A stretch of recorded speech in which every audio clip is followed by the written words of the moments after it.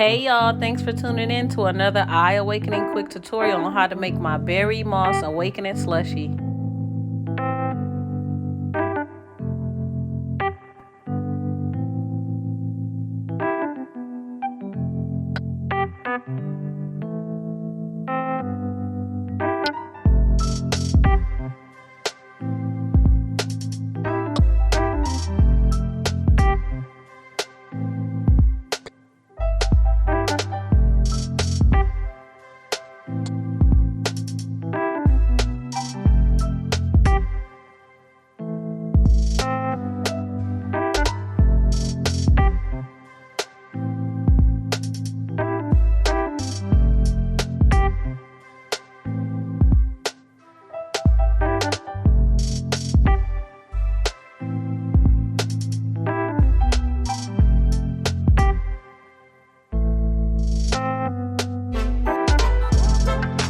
Thank you for watching our Eye Awakening tutorial on how to make my berry moss awakening slushy.